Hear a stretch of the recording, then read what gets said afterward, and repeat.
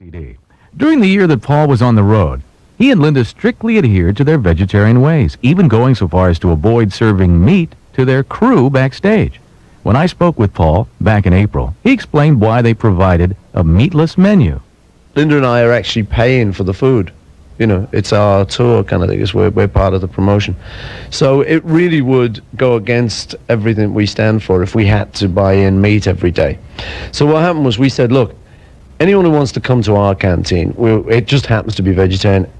In fact, we've got a lot of converts on the crew. They said, geez, I didn't know, because she's really gone to town to make it taste good, you know, and get every little sort of thing we know about, and there's like meat substitutes. And half the people don't even know they're not eating meat, because it's pretty convincing, some of the stuff, particularly you can get from America. There's some real good stuff. Anyway, the promoter got back to me. He said, like you said, he said, you've got some guys out there 6'7". I mean, these guys are pumped up, you know. They like, you know, they don't eat it. They just throw it in their heads, you know, and it's, you know, they kind of absorb it like a sponge. No, anyway, you know, and I said, well, I know about that. I said, I'll tell you what, though. I said, anyone who wants to eat like that, they're going to have to just pay for it themselves. That's the thing.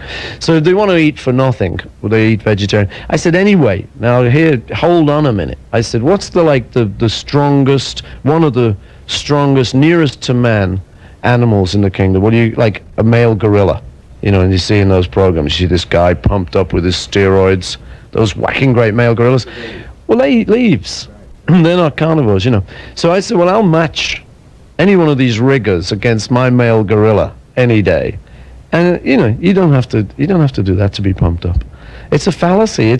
But the thing is, you know, it's just because how we were all raised by our mums and dads. I'm the same. Linda was the same. You know, it's our tradition. And what's interesting is it's changing. Our traditions are changing. You know, half of what we know now didn't exist when we were kids. And so I think it's an interesting idea for the future, personally. You know, it's interesting on a lot of levels. You've got the economic level. You know, it's kind of, you know, you have to have like 3 fields of grain to actually, you know, feed cattle and stuff, whereas, you know, if you had it direct, it's kind of cheaper and stuff.